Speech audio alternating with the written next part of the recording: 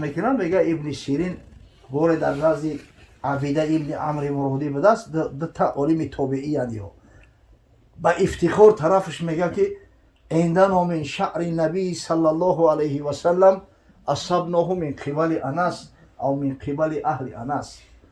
در خونه میگه چند موی حضرت صلی الله علیه و سلم دارم از انس ابن مالک صحابی پیغمبر یا فرزندای انس برای من رسیدگی. میگه گریان شد عبیده ابن عمرو گفت لأن تکون عندی شعرة من احب الی من الدنیا و ما فیها. اگرم یک دانه که همون مو در دست من بشید ایمی دنیا و تمام نوش نعمت دنیا رو برای من اولاتر بود. ولی همین رمضان خودی رفت یک دانه که موی حضرت صلی الله علیه و سلم خودش دانه هایی که او را چند میلیون خریده باشه گرفته است در یک فتلری با تریلویی شیشه داره بولوش همون رو در مسجدی مرکزی گروزنی آویزان کردگیان. مردم میروند هم را تماشا میکنن زیارت میکنن. خیلی مسلمانی حقیقی که هستن اوبای دیدش و جوری میشود. این حضرت این محبت داره که مردم میل میکنن رغبت میکنن پیروی و متابعت حضرت صلی الله علیه و سلم میکنن. به محبت هیچ کار نمیشه واقعی به شرط محبت حقیقی باشه. محبت دروغکیش و فایده نداره. ای جانم فداد یا رسول الله بگویا آخی خون آباد سنتی نمازا را نخونی. جانم فداد یا رسول الله بگویا ای شریعت پیغمبر صلی الله علیه و سلم فرسخ دور باشی. این چی محبت های؟ یا دروغ بیش نیست. خدا رحمت کنه حضرت مولوی را در مثنوی شریف قصه میکنه میگه اون سگ میمرد گریان آن عرب اشک میبارید میگفت وا کرب. یک سگ در بین راه غلطیده است مرده است جان داده است یا عربی همونجا دبولش سر سگ میگه ناله داره وا کربا وا مصیبتا. سائل بگذشت و گفت این گریه چیست؟ نوحه و زاری تو از بهر کیست؟ قدرت خدای تعالی یک مسلمان همونجا میگذشت است گریه و فغان ای را دید. ای باشه گفت چی مصیبت داری؟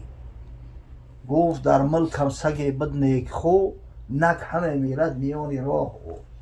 ببین همیشه سگی ما سگی وفادار سگی خدمتگار او یه نعمت هایی برای همیشه سگ گریه دارم. روز سیادم بده شب پاسبان تیز چشم سیدگیر دزدران شب خرولی میکرد روز سید میکرد. او ای ترسی ایره گرگو با رمان نزدیک نمیشیدن. ای بعضی همون رفیقای اولاد ای خوب بخی من گفت دردش چیست؟ زخم خورده است. پرسید با چی کسل مرده است؟ سبب این مردنش چیه؟ گفت دردش چیست؟ زخم خورده است. گفت جو کلب زارش کرده است. نه گفت گشنگی را مرده است سگی بیچاره کمکک سالی قحطی بده است. همین نون مقصد که اندک وزبین بده است نه بعد است تو ورده گشنگی را سگ مرده است. بعد از اون گفتش که ای دانای حور چیستن در دستت این انبانی پر؟ در سر حلقش یک خرجین داره همین عربی ده پوچه خرجین پرای. گفت در خرجین چی داری؟ گفت نان و زاد و لوتی دوشی من میکشانم بهری تقویت بدن. از بس که گفت برادر قصد سفر داشتم زنه که فرمیدم میخواد گوشت آبپز کرد در این همی چپاتی پیچونده میشه در روی خرجین پر کردم ده پوچه خرجینه گجای گشیدم موندم یا نولا میخرم و میرم. همین ده پوچه خرچین پری نون و گوشت بوده است. گفت چه ندهی بدان سگ نانزاد؟ های خونت بسوزه. گفت عزیزگی بده است دموراش ناله داری آقی یارت بده است کمکت میکرده است وفادار بوده و من بریتی کنونش بیتی اگر یکیشگی را نمبرم. گفت چه ندهی بدان سگ نانزاد؟ گفت تا این حد ندارم مهر داد. گفت دوستش میدارم و به این مقدار نه که لقمه دهنی خدمت از سگ بتا. گفت خاکت بر سرای پرباد مشک که لبی نان پیشیت بهتر زیش را تبت کنم با این محبتت چه رو تسیاه میکنی؟ تو محبتی خاک داری یا تکینون ای دوستت بولو میدونی همین محبت های و محبتی را میگن که جان تفیدا کنی. پیغمبر میگفت انا حبیب الله و آگاه باشه میگفت صحابه را واقعا حضرت ابراهیم خلیل الله های حقیقتا حضرت موسی کلیم الله های حقیقتا حضرت عیسی روح الله های. اما فراموش نکنه که من حبیبی الله ها حبیب درجهش ای همه یورا بلوه محبت این ایخل میشوه. پس وقتی که محبت شید متابعتی سنت پیامبر صلی الله علیه وسلم با دل جان میکنید. امکان داره که سنت پیغمبر را نکنید. همون مرد خدا به هر کس نسبتش میتن، بعضیان میگن اویسی قرنی همی کارا کرده است. همین وقتی که شنید که حضرت صلی الله علیه وسلم در جنگ احد دندان شکسته است، اینم گفت که ما نخوب پیغمبر خدا دندان شکسته باشه و من دندان سالم خطی بگردم یا دندونش از شکست. بعد با ایستاد فکر کرد که این بچه یکی غلط نکرده باشم ایش شکستگی باشه، با ایش شکست. اگه چقدر صحت داشتن این روایت هم نمیدونم راستی و در همین بعضی کتاب‌های اخبار اومدگی های همه دندون رو میگن یا تایت ازت شکست. به دندون بوده است همین کوچی میخورده است، نمی اوتلاقای اردو چیزای جا میکنن که این همتری میخورده است دیگه هیچ خورده نمیکنیشت است. این محبت اینه ای را میگن، محبت متابعت پیروی را میگن. وقتی که محبت شد متابعت میشوه، متابعت کشید انشالله کلید جنت خدا در دست میده. محبت چه خیل پیدا شوه. این محبت پولینه نیست که خودش برای یکو. محبت توسط آشنایی پیدا میشوه. یک کس شناختی قدر منزلت چه دونستی در دلت محبتش پیدا میشوه. احترامش میکنی، دوستش میداری، قدرش میدونی. اگر که نشناسی یک جا یا چیزا میشناسی یک کس میدونه که مثلا انا با قدرش میرسی پاری امردی سبحان الله و خیلی در قلی کوچه بمیش همتری آدم پر رای یا آدمی نورانی بدست خیلی دویش تو یا آدمی نورانی بدست همتری آدم صدها هزار رای. اما وقتی دیدی که قاری قرآن های وقتی صداش شنیدی و وقتی نمازش دیدی در بامداد رفتی در مسجد در صف پیش ایستادگی های بچه میگوید بیست که این مرده خودیم بوده است، این مرده خدمتگار بوده است. خب حجی همولی درومد مردم احترامش کردن ایسوسو.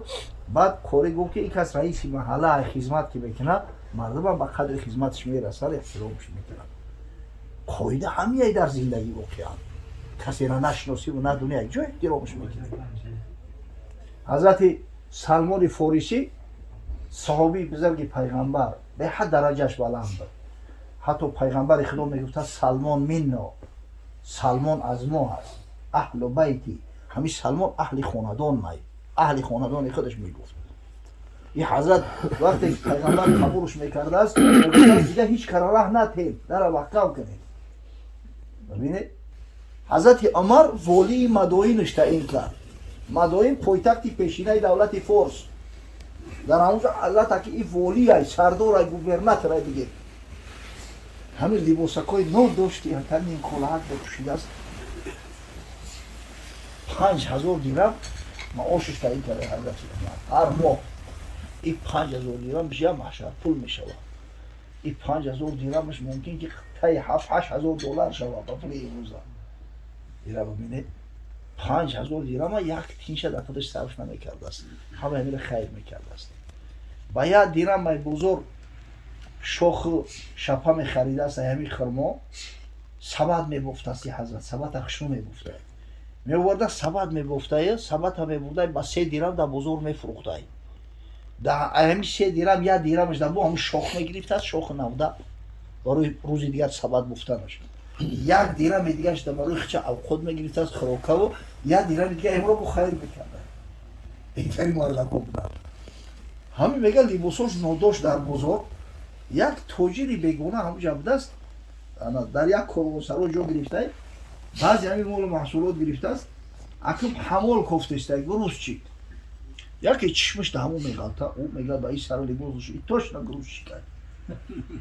فیروزش میگه ای مرده که جمعیو بگن برو مورا با منزل منبر ایران خوب شده است. میگه سری حلقه میکنه برو سلمان فارسی در سری حلقهش همون برو اومده. همه کسی که میبینش بداو میدوان بیا ای حضرت جان بیا یردمت کنیم، بیا یردمت کنیم که نمیگه ای امانت هست که بخیلم براموش. این مرد حیرون میشه کسی که میگذاره بداو دویده اومده و زیارت کرده است.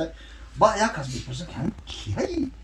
خونه سوختم میگن تا میرا نمیشناسی این سلمان های صحابی پیغمبر صلی الله علیه وسلم و میاد در پیشی پاش میگه تا زانواش قچاق میگیره که توبه کردم من نفهمیدم. نفهمیدم.